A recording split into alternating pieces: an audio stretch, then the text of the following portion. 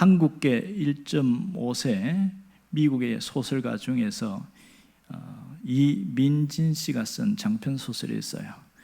파친코라고 유명합니다. 이 소설이 우리나라 말로 번역되어서 사람들에게 회자되는데 내용은 뭐 간단해요. 일제강점기 때 있었던 일인데 제일동포들의 애환과 또 삶의 힘든 것들, 또 이민사회의 삶의 어려움, 이런 것들이 쭉 나열되어 있습니다. 이 소설이 유명해서 TV로 드라마로 만들어졌는데 애플 TV 플러스인가요? 거기에서 올 3월 달에 드라마로 시작되었습니다. 거기에서도 보면 똑같은 내용들인데 이민 가서 제 4세대까지 어떻게 살아가는가, 그런 부분들, 분명히 한국인인데 이방인처럼 사는 그런 아픔과 애환들을 잘 그려놨습니다. 거기 보면 유명한 명대사들이 참 많은데요, 그 중에 오늘 설교를 준비하면서 눈에 꽂힌 게 뭐냐면, 역사가 우리를 망쳐놨지만 그래도 괜찮다, 상관없다, 이런 말을 하고 있어요. 그러니까 역사의 뒤안길에서 뒤틀림의 삶을 살았지만 거기에 압도되어서 주저앉지 않겠다는 그런 의지의 강함이 있는 것 같아요. 오늘 성경에도 보면 이 할아버지가 역사를 망쳐놨지만 그래도 상관없다 이러면서 다시 일어난 사람이 있습니다. 그 사람이 아비야입니다. 아비야의 할아버지는 솔로몬입니다. 솔로몬이 하나님의 어마어마한 복을 받았잖아요. 전무후무한 복을 받았고 성전을 건축한 대단한 왕이었지만 그가 후반기 갈수록 타락하고 쇠퇴했습니다. 그 영적인 타락이 아들 르호보암에까지 이어졌는데, 이렇게 하면서 나라는 부강하였지만 영적으로는 굉장히 피폐한 삶을 살았습니다. 그래서 결국은 애굽의 시삭이 올라와서 그 성전의 보물과 왕궁의 보물들을 다 빼앗기는 이런 일도 생기고, 근데 그 상태에서 손주였던, 그러니까 솔로몬에게 보면 손주지요, 아비야가 왕이 됐는데 이 아비야는 조금 달랐다 이런 뜻입니다. 변화가 있었던 모습이 있는데요, 그러면 성경을 자세히 읽어본 사람들은 조금 이해가 안 되는 부분이 나타나고 있습니다. 그건 아비야에 대한 이야기가 열왕기사하고 역대기사하고 이름이 달라요. 열왕기상 15장에 보면 아비얌 이렇게 나옵니다. 그리고 오늘 나온 것처럼 역대하 13장에는 아비야 이렇게 나옵니다. 왜 이름이 다를까? 이 아비얌은 원래 바다의 아버지 이런 뜻이고요, 아비야는 여호와는 나의 하나님이시다 이런 뜻입니다. 그러니까 열왕기상 15장에 보면 이 아비야가 우상을 숭배하고 하나님 앞에 죄를 짓고 여호와 앞에 온전하게 행하지 못하였다, 상당히 부정적인 평가로 이렇게 주어지고 있어요. 그런데 오늘 여기에 역대하 13장에 보면 아비야는 그래도 하나님 앞에 신실한 자였고 전쟁에서 승리하였고 모든 것에서 하나님을 의지한 자, 이렇게 긍정적인 평가를 하고 있어요. 왜 이런 일이 생겼을까? 아니, 똑같은 사람을 두고 한 사람은 부정적으로 보고 한 사람은 긍정적으로 보고 도대체 뭐가 맞느냐 헷갈리시는 분도 계시긴 합니다. 무엇이 맞을까요? 여기에는 신학자들이 이런 추론을 합니다. 하나는 아비야가 우상을 숭배하고 죄를 짓는 이런 일을 하다가 큰 전쟁이 벌어집니다. 오늘에 나타나는 전쟁이, 엄청난 전쟁이 벌어지면서 내가 이렇게 살면 안 되겠다, 하나님을 제대로 섬겨야 되겠다, 정신 차리고 돌아왔다, 이렇게 보는 분이 있고요, 또 한 분은 정반대입니다. 하나님 앞에 믿음과 신앙으로 신실하게 살다가 이 전쟁에서 이겼어요. 전쟁에서 이기고 나니까 마음이 태만해지면서 마음이 변하기 시작했고 다시 우상숭배로 돌아갔다, 이렇게 보는 분이 있습니다. 이렇든 저렇든 공통적인 게 뭐냐면 아비야는 하나님 앞에 한결같이 신앙으로 서 있는 사람은 아니었다, 이게 역사적 평가입니다. 그러면 역대하에서는 왜 이렇게 긍정적인 평가를 할까요? 여기서는요, 사람에 대한 것보다는 하나님의 계획이 어떻게 흘러가는가, 하나님께서 관심 갖고 있는 것, 하나님이 무엇을 보고 있으며 하나님 어떻게 사용하시는가, 하나님 중심으로 쓰여 있기 때문에 이 아비야가 잘한 점을 더 부각시킨 거예요. 이것이 차이점이고요. 또 제사장의 관점에서 기록되어졌기 때문에 약간의 기록이 다릅니다. 그러면 앞에 뒤에 다 다른 거냐? 똑같이 있습니다. 열왕기에서는 잘한 점을 생략했고, 이 역대기에서는 그 악한 짓을 생략했고, 이렇게 두 개 통합해서 보면 거의 맞을 수 있습니다. 문제는 아비야 때 전쟁이 일어난 겁니다. 전쟁은 북이스라엘 여로보암, 초대 왕인 여로보암과의 전쟁이 붙어버린 거예요. 그러면 왜 전쟁이 지금 일어났을까? 사실은 아비야의 아버지였던 르호보암 때의 전쟁이 일어날 수밖에 없었어요. 르호보암이 굉장히 화가 났으니까. 그때 쪼개졌다 나라가. 근데 전쟁하러 가려고 하니까 스마야 선지자가 나와서 이것은 하나님이 하신 일이니까 너 전쟁하지 마라. 그래서 사람들 피 흘리고 많이 죽게 하는 그런 일을 하지 마라. 그랬더니 이 르호보암이 순종을 했어요. 그래서 전쟁을 하지 않게 되었단 말입니다. 이렇게 해서 가는가 했더니 르호보암이 죽고 아들 아비야가 이제 왕이 됐단 말이에요. 그때 북이스라엘은 여로보암이 18년 동안 통치하고 있을 때입니다. 이때에 전쟁이 일어났어요. 자, 그러면 오늘 2절에 보면, 오늘 성경에 보면 전쟁이 일어났는데 아비야가 전쟁을 건 것처럼 나와요. 아비야가 여로보암과 더불어 싸울세 이랬습니다. 전쟁 누가 일으킨 걸까요? 그러나 성경을 자세히 보면 아비야가 전쟁을 일으킨 게 아니라는 것을 알 수 있습니다. 12절에 보니까 그렇게 나옵니다. 이 이스라엘 자손들아 하면서 누가 이야기하냐면 아비야가 북이스라엘과 여로보암을 향해서 지금 연설을 하고 있습니다. 일종의 설교와 같죠. 그렇게 하면서 이야기를 하는데, 이게 얘기를 보니까 너희 조상들의 하나님 여호와와 싸우지 말라. 이 전쟁인데 지금 하나님과 싸운다 이런 얘기하고 있죠. 그럼 누가 전쟁을 걸어온 거예요? 여로보암이라는 것을 알 수가 있겠죠. 이 전쟁에서 숫자가 어떻게 됩니까? 북이스라엘은 80만 명, 큰 용사 80만 명이니까 우리가 말하면 최정예 부대로 구성된 80만 명입니다. 굉장하겠지요. 그런데 남유다는 다 모아봤더니 40만 명이에요. 일단 전력의 차이가 나고 전쟁 무기가 차이가 나고 그 다음에 전술과 전략의 방법의 차이가 나고, 이건 이길 수가 없는 전쟁이에요. 그렇지 않겠습니까? 숫자도 차이가 나지만 이미 큰 용사들만 모였다고 하는 거, 이거는 얼마나 많이 준비했는지를 알겠죠. 그럼 여기서 우리가 이런 생각을 하게 됩니다. 여로보암은 왜 전쟁을 일으켰을까? 왜 전쟁을 일으켰을까? 역사학자들은 두 가지를 이야기합니다. 하나는 북이스라엘과 여로보암이 갖고 있는 시기심 때문에 그렇다. 자, 생각해 보세요. 12개의 지파가 있는데 딱 잘라져 갖고 북쪽으로 10개의 지파가 올라갔어요. 그럼 땅도 훨씬 크잖아요. 남쪽에 있는 남유다는 땅도 작고 숫자도 얼마 없습니다. 그러면 사람, 땅, 물자, 물질 다 어마어마하게 많은데, 문제는 그들은 부강하고 좋은 줄 알았는데 딱 한 가지가 없는 거예요. 뭐가 없습니까? 하나님이 없는 겁니다. 남유다에 유일하게 성전이 남아있잖아요. 하나님 중심을 사니까 시간이 흘러갈수록 더 잘되고 잘 살아야 되는데 자꾸 어려워지고 가난해지는 거예요. 그런데 남유다는 굳건하게 버텨나가는 거 보고, 야, 우리가 안 되겠다, 시기심이 발동한 거예요. 북이스라엘 그 큰 덩치 큰 사람들이 열등감이 생겼어요. 그게 첫 번째 이유고요. 또 하나는 야망 때문에 그렇다 이렇게 말합니다. 북이스라엘에 야망이 생겼어요. 가만히 보니까 신경이 너무 거슬리는 거예요. 자, 이들은 절기가 되면, 우리가 말하면 명절날 고향에 가듯이 성전에 가는데 기본 반드시 3번에서 4번은 반드시 가야 됩니다.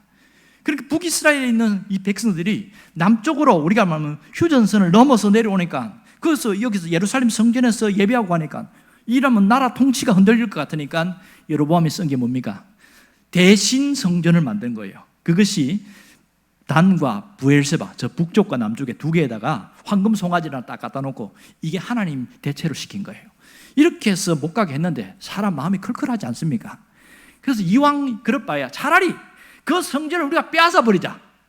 그러니까 남쪽에 있는 거 확 밀어버리고 그냥 성전을 빼앗으면 괜찮을 거 않겠냐. 그리고 이왕 신경 쓰게 하지 말고 땅도 빼앗아 버리자.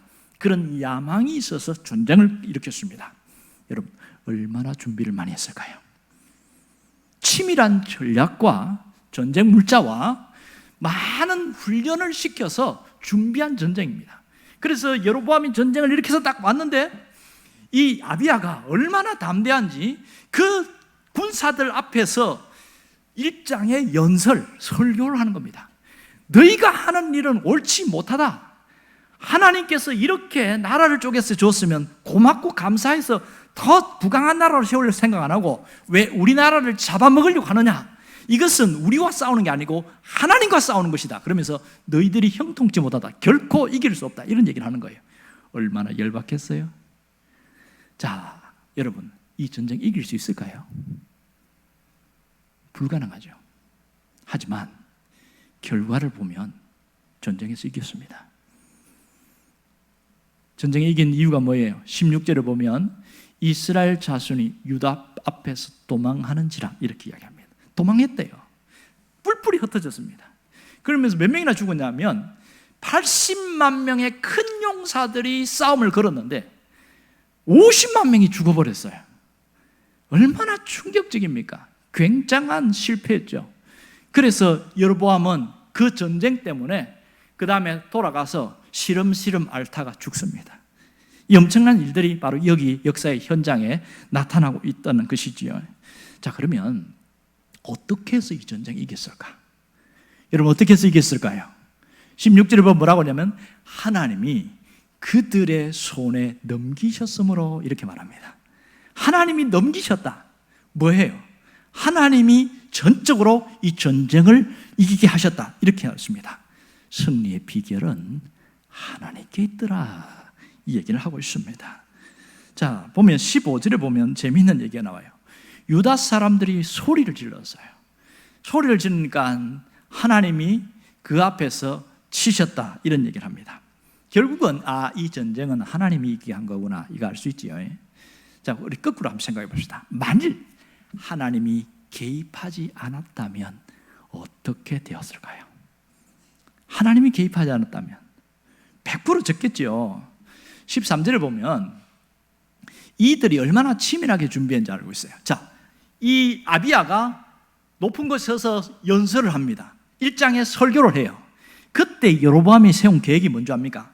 80만 명 중에서 40만 명 딱 잘라가지고 뒤에 빙 둘러서 유다 뒤에서 복병으로 아주 특공대만 그렇게 세워놨어요. 그리고 정규군은 앞에 있고, 자, 양쪽에서 치면 어떻게 될까요? 끝나겠죠. 이 아비야의 연설이 끝나자마자 전쟁이 확 벌어졌습니다. 양쪽에서 사방에 쪼여오는데 이거 어떻게 이기겠어요? 그러니 하나님이 여기서 역사하지 않으면 꼼짝없이 망하게 되어 있습니다. 40만 양쪽에서 밀려오는데 어떻게 이기겠냐고요. 여러분, 이런 치밀한 전략과 전술과 전쟁 무기를 갖춘 이 여로보암을 이긴다는 것은 불가능에 가깝습니다. 하지만 이겼어요. 그러면 하나님이 역사에서 이겼다는 걸 아는데 하나님이 언제 어떻게 할 때에 이기게 하였을까? 이 유다 사람들은 사람의 방법이 아니라 하나님의 방법을 사용해서 이겼습니다. 하나님의 방법을 사용했을 때에 하나님이 역사하셨어요. 그들이 찾은 하나님의 방법이 뭡니까? 여호와 앞에 부르짖는지라. 하나님께 부르짖다는 겁니다. 14절을 보면 여호와께 부르짖고 제사장들은 나팔을 부는지라 이렇게 이야기했단 말이에요. 자, 15절에도 보면 똑같이 이야기합니다. 유다 사람이 소리를 지르매. 여러분, 소리 질렀다는 게 무슨 뜻입니까? 아우성 쳤다는 게 아니고 하나님을 향하여 소리를 질렀다는 얘기예요. 그리고 제사장들은 전쟁 무기가 없잖아요. 그러니까 그들이 양각나팔을 부는데 한 명이 아니라 여러 명의 제사장들이 나팔을 붑니다. 당시에 나팔을 부는 것은 하나님을 향하여 이 전쟁은 하나님께 있습니다. 하나님의 도움을 요청하는 거예요. 이게 나팔을 부는 겁니다. 그랬더니 하나님이 놀랍게 역사하신 걸 알 수 있습니다. 궁금해요. 성경을 아무리 읽어봐도 하나님이 어떻게 하셨는가 안 보입니다. 여러분, 우리가 구약 성경에 보면 하나님이 전쟁에 이기게 할 때에 희한한 방법 쓰시는 거 아시죠? 하나님께서 하늘에서 벼락을 치거나 번개를 내려가지고 이기게 하는 장면, 여호수아 10장에 나오는 것처럼 그렇게 하는 이기기도 하고요. 또 사사기 7장에 나오는 것처럼 하나님께서 확 그들을 흩어가지고 서로 싸우게 하는 거예요. 정신없게 만들어가지고 자기들끼리 치고받고 싸우고 해갖고 기도원 전쟁에서 보면 이기잖아요. 이런 일도 있고, 또 초자연적인 역사로 열왕기상에 나오는 것처럼 불말과 불병거로 이 엘리사 때에 있었던 도단성에 있었던 사건처럼 직접 하나님이 하신 일이 있습니다. 어쨌든 하나님은 자연을 통해서 전쟁을 이기게 한 것은 확실합니다. 자, 여기에서 이 이스라엘 유다 백성들의 두 번째 하나님의 방법이 나와요. 그게 뭐냐면 전심으로 하나님을 의지했다는 겁니다. 전적으로 하나님을 의지한 것. 18절에 보면 그 얘기 나옵니다. 함께 읽어볼까요?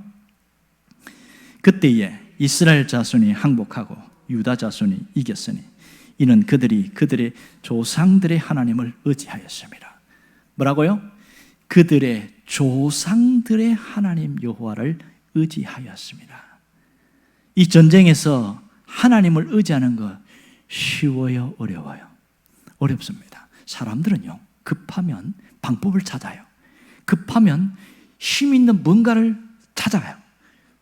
방법을 찾지 하나님을 의지하면 제일 미련하고 어리석게 보입니다. 그런데 이들이 찾은 것은 바로 전적으로 하나님을 의지하는 것이었습니다. 하나님을 의지했더니 누가 이 전쟁을 이끌어 가셨어요? 하나님이 하셨습니다. 우리가 이 점을 정말 잘 봐야 됩니다. 이 일로 아비야가 이기고 나서 북이스라엘에 있는 여러 성읍들을 빼앗아 왔어요. 그리고 나서 여로보암은 시름시름 앓다가 죽지요. 그리고 아비야는 아들 22명과 딸 16명을 낳고 그 이후에 상당한 태평성대의 시간을 보내게 되어집니다. 여러분, 이런 생각 한번 하지 않겠습니까? 여로보암도 하나님이 세우셨거든요. 그러면 이 여로보암이 하나님의 말씀을 가지고 하나님 중심으로 그렇게 통치를 했으면 어떻게 되었을까? 여러분, 어떻게 됐을 것 같아요?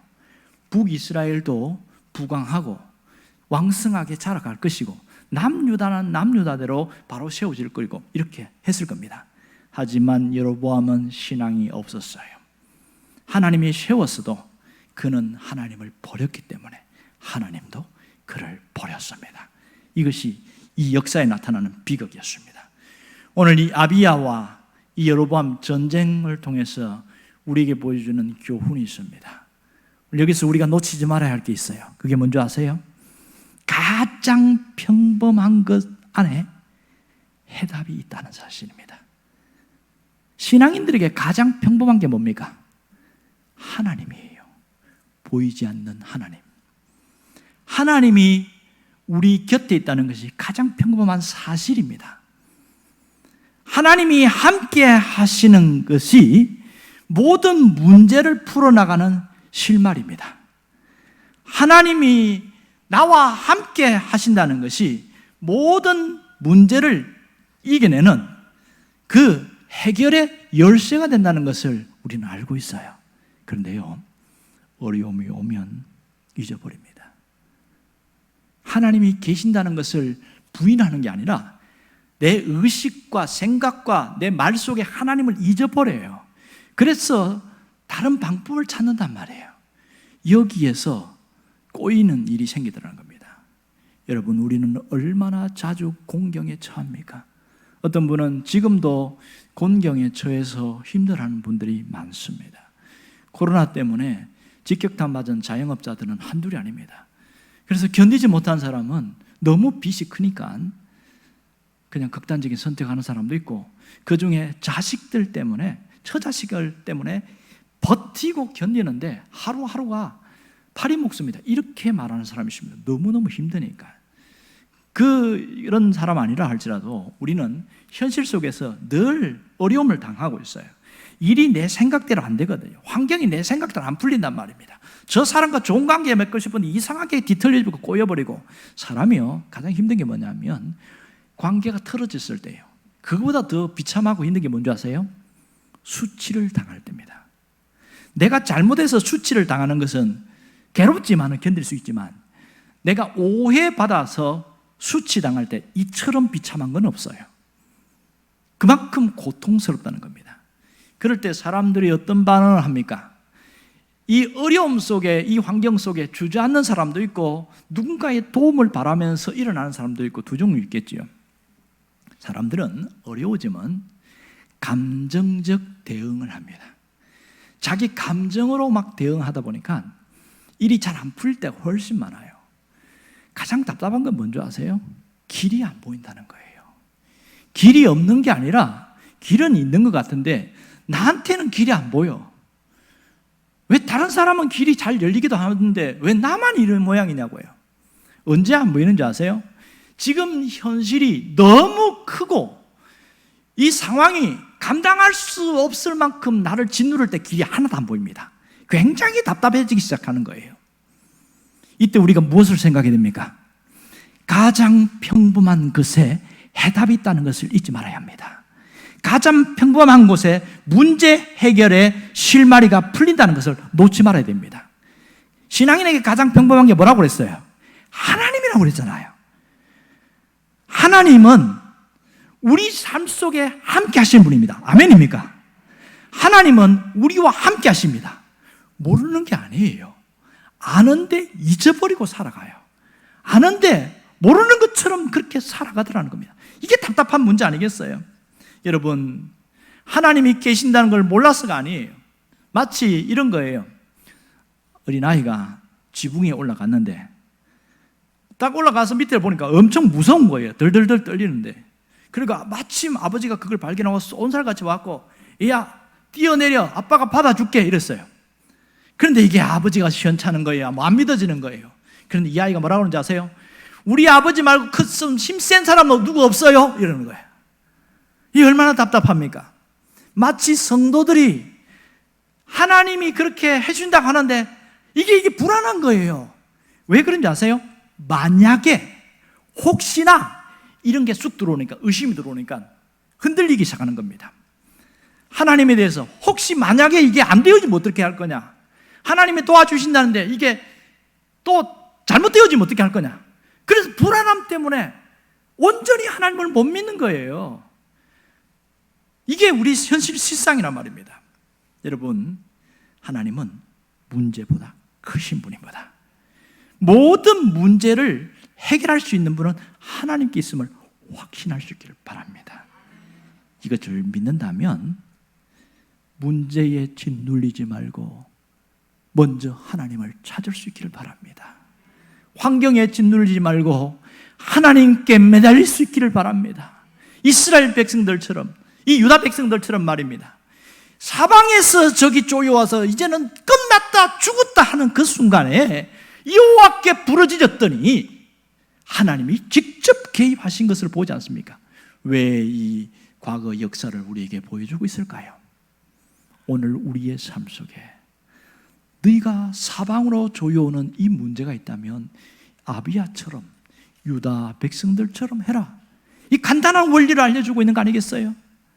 이 말씀에 진심으로 아멘이 되는 사람들은요, 뚫고 나갈 수 있는 길이 열리기 시작하는 거예요. 해결의 방법이 열리기 시작합니다. 여러분, 내가 아무리 내 손으로 할 수 있을 것 같지만 한계에 부딪히고 거기에서 더 꼬이는 일이 얼마나 많은지 몰라요. 가장 미련해 보이고 세상 사람들 볼 땐 바보처럼 보이지만 하나님 앞에 엎드리고 하나님 앞에 매달리고 하나님을 찾고 부르짖는 그 사람이 유일한 해결책을 찾고 굉장히 지혜로운 사람인 것을 잊지 않아야 됩니다. 보면 모세가 그랬잖아요. 민수기에 보면 모세가 얼마나 힘들었는지 몰라요. 환경 때문에 힘들고 사람 때문에 힘들고, 가장 힘든 건 사람이지요. 자기 누나 미리암이 네가 어떻게 그럴 수가 있냐 막 소리치고, 또 고라, 다단, 아비람 같은 사람들이 나오고 너무너무 힘든 거예요. 출애굽할 때도 많이 힘들었잖아요. 가장 큰 힘든 게 뭐였어요? 이 사람들이 원망하고 힘들게 할 때 나는 어떻게 할 거냐. 그때 모세가 한 게 뭡니까? 따지거나 항의하거나 그들과 감정적인 대응하지 않았습니다. 하나님께는 길이 있다. 하나님께는 방법이 있다. 그러면서 하나님, 이거 어떻게 해야 됩니까? 백성들은 저렇게 아우성치고, 무릎다가 아우성치고, 죽는다가 아우성치고, 이거 어떻게 해야 됩니까? 하나님 앞에 엎드렸을 때 그가 확신 가진 게 뭔지 아세요? 하나님께는 길이 있다. 하나님께는 방법이 있다. 그것이 광야 40년의 모세의 일생에서 모든 해결의 근원은 거기에서부터 출발돼서 해결해 나갔습니다. 여러분, 홍해 사건에서도 모세가 한 게 뭐예요? 하나님께 엎드렸더니 하나님이 너 뭐하냐? 그 지팡이 들고 저걸 가르치라 그랬더니 쫙 열리는 바닷길이 열리는 길을 보잖아요. 물이 없어서 다 목말라 죽다가 아우성 칠 때에 그 지팡이 갖고 반석을 내리치라고 그러잖아요. 반석을 쳤더니 큰 돌이 쩍 갈라지면서 지하수가 터져 나오는 걸 보았잖아요. 모세가 본 것은 하나님께는 길이 있다는 겁니다. 우리도 마찬가지입니다. 하나님은 길이 있습니다. 방법이 있습니다. 우리 하나님은 길을 내시는 분임을 잊지 않기를 원합니다. 하나님은 없는 길도 만들어 나가시는 분이십니다. 하나님은 바다에도 길을 내시고 광야에도 길을 내시고 사막에도 생수를 내시는 놀라우신 하나님이십니다. 이 하나님에 대한 확실한 믿음이 있기를 원합니다. 새 길을 내시는 주를 찬양할 수 있기를 원합니다. 내 길을 만드시는 하나님을 믿고 나가기를 바랍니다. 그럴 때에 우리 삶은 달라지게 되어 있어요. 여러분, 그런데 신앙생활 많이 하는 분들 중에서 이거 모르는 사람 어디 있겠어요? 하나님이 길 내시는 거 다 알아요. 그런데 왜 안 되죠? 왜 안 되냐고요? 하나님께 길이 있고 방법이 있다는 걸 아는데 왜 하나님을 찾지 않습니까? 하나님 찾는 거요. 평소에 하나님 찾지 않는 사람은 문제가 생길 때 하나님 못 찾습니다. 평소에 하나님께 엎드리고 기도하지 않는 사람은 어려움이 생기면 절대로 못합니다. 그저 한숨만 푹푹 쉬면서 아이고 나 죽겠네. 이게 신앙인들이 갖고 있는 현실의 모습이에요. 하나님 안 찾아요. 하나님 앞에 엎드릴 생각도 안 해요. 정말 어려움을 당해가지고 있는 분이 진짜 예배당에 혼자 기도하러 왔어요. 그래서 이 앞에 와서 기도하는데 뭐라고 기도하냐면 하 목사님이 문 열고 들어오니까 자꾸 누가 하하 해서 뭔 소리가 했더니 그게 하나님 도와주세요라는 말이야. 너무너무 가슴이 메이고 답답하고 힘드니까 그 말이 안 나오고 그냥 하하 하고 말들이. 오죽 기도를 안 했으면 하나님이라는 이름도 안 나올까? 여러분, 아무 문제가 없을 때에 하나님께 예배하고 하나님을 찾고 하나님을 의지하는 이 신앙 훈련이 문제가 생길 때에 하나님 앞에 더 엎드리게 만듭니다. 여러분은 평소 신앙을 귀하게 생각할 수 있기를 바랍니다. 그렇지만 우리에게 가장 하나님이 싫어하는 것 딱 한 가지가 있어요. 뭔지 아세요? 불신앙입니다. 불신앙. 뭐가 불신앙입니까? 하나님을 다 믿지 못하는 게 불신앙입니다. 여러분, 하나님은 윤리적인 죄나 어떤 도덕적인 죄, 이 부분 때문에 하나님이 분노하지 않아요. 하나님은 믿지 않는 그 죄 때문에 하나님은 굉장히 화를 내십니다. 그렇잖아요. 옆에 교회 다니는 사람이 있고 열심히 신앙생활하는 사람이 있는데 한 사람은 나는 못 믿겠다. 그럼 어떻게 되죠? 죽으면 어떻게 돼요? 그 길을 결과를 우리가 잘 알고 있잖아요. 문제는 예수를 믿는 사람들 중에서 하나님을 믿긴 믿어요. 안 믿는 게 아니에요. 그런데 온전히 믿지 않는 거예요. 80%는 믿는데 20%는 안 믿는 거예요. 이 사람 믿는 겁니까? 안 믿는 겁니까? 믿는 척 하지만 안 믿는 겁니다. 불신앙이에요. 진짜 하나님께 길이 있고 답이 있다는 걸 믿으면 전적으로 믿을 수 있길 바랍니다. 온전히 믿을 수 있기를 바랍니다. 이 아비야 보세요. 10절에 보니까 뭐라고 이야기합니까? 10절에 보면 우리는 여호와께서 우리의 하나님이 되시니 그러므로 우리가 배반하지 아니했다 이런 말 하잖아요. 여호와께서 우리의 하나님이 되신다. 이 말은 전적으로 믿겠다는 얘기잖아요. 또한 12절에도 똑같이 이야기하고 있습니다. 하나님이 우리와 함께 하사 우리의 머리가 되시고, 이것은 하나님을 전적으로 믿겠다는 고백 아니겠습니까? 그 결과 그가 18절에 뭐라고 나옵니까? 18절에 보면 그들이 여호와 하나님을 의지하였다. 이것은 80%만 의지했다는 거예요? 90%만 의지했다는 거예요? 100% 의지했다는 거예요? 100% 의지했다는 겁니다. 신앙생활은 의외로 복잡하지 않습니다. 신앙생활은 그렇게 어렵지 않아요. 굉장히 단순하지만 그 단순함 속에 그 능력이 있습니다. 그 속에 진리가 있어요. 평범한 가운데 하나님의 역사가 나타납니다. 여러분, 내가 지금 환경이 힘들고 어렵다면 내가 뭘 해야 돼요? 전심으로 하나님을 붙들기를 바랍니다. 내 환경에 사방으로 꼬여 있다면 이번 한 주간을 기도 주간으로 삼을 수 있기를 바랍니다. 매일매일 하나님을 찾고 하나님께 부르짖고 하나님께 엎드리고 이렇게 할 때에 그때에 역사하십니다. 아비야에게 하나님이 진히 역사하신 것처럼 우리에게도 역사하십니다. 하나님은 우리의 막힌 길을 뚫어주십니다. 우리의 막힌 문을 열어주십니다. 우리의 묶인 것을 풀어주십니다. 여러분이 해결의 역사가 삶 속에 나타나기를 주의 이름으로 축원합니다.